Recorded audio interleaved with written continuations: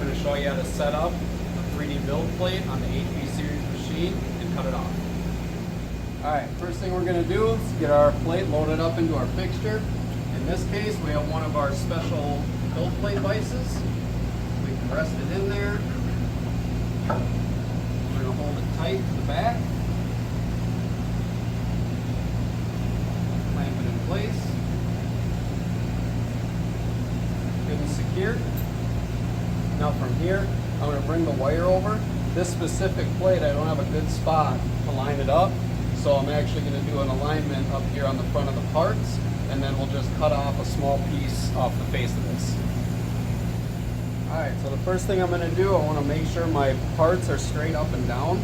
This can be done off of the parts or off of the build plate itself. If your wire is vertical, you can also use an indicator to indicate your parts in and run your part in a vertical orientation. There's a few ways to do this. I'll show you the spark alignment way. So we're going to turn the wire on and our spark alignment on. I'm going to walk the wire over close to the part. Once we get close, put it in low speed mode, slowly walk it in until we get a real light spark.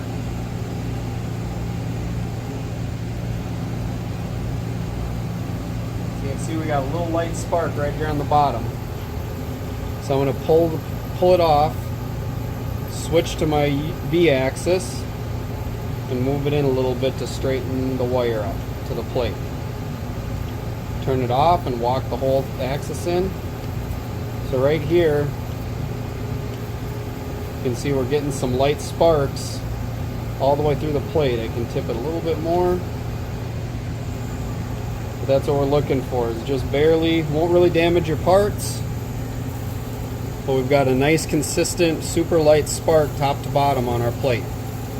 So now I know we're cutting straight. Just touch off on the face of the plate, and I'm going to move it in on this one about 200 thousandths, and then we'll make a pass across the plate. So right from the pendant, you can hit touch off and which direction you want it to move in. The machine will automatically go over. Now from here, we're going to go over to our control, go into our move screen, and on my Y-axis, we can zero that out. Now on the bottom here, go to move, and we can move our machine over on the X, off to the side of the part, so we've got room, and we'll go back to our pendant. Relative move, I want to go 200 thousandths up.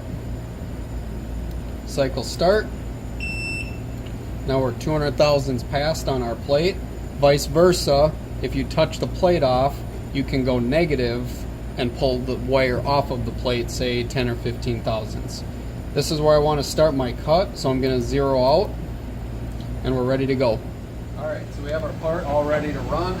One thing when you're looking at these additive parts, you have to anticipate what your thickness is. So coming through the front of this, I would say an average thickness through this part at the thickest spot is going to be about 1.5 inches of material. So when you're selecting a power setting in the control, you have to estimate what your thickest point of the cut's going to be. These bases are about 2.5 inches, so if we were going at the plate and going all the way through there, we'd have to probably pick a setting close to 6 to 7 inches thick to anticipate the thickest part of our print. In this case, I'm going to cut off of the face. We're about 1.5 inches, so we're going to pull that for a power setting. So we're going to go over to the machine to program our line cut. We can go right up to the line cut up here. Tell the machine X-axis I want to cut 12.75 inches. I can go to library, pull one of my custom settings, titanium, select your thickness, one pass, insert. Now that's green, which means it registered our power setting. We told it how far we want to cut. We're ready to go. There's our program. We're ready to hit cycle start.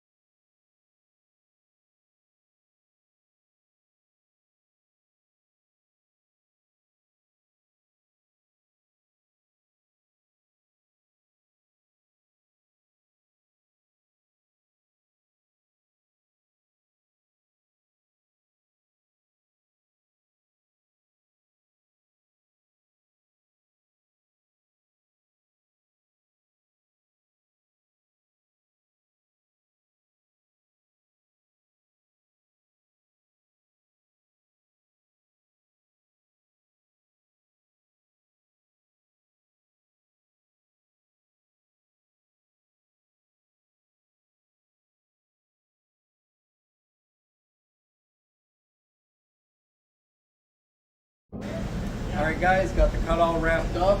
We got through the entire plate in about 27 minutes. If you have any questions on the machine, you want to get a test cut done yourself, or have questions on fixturing, setting parts up, give us a call or shoot us an email.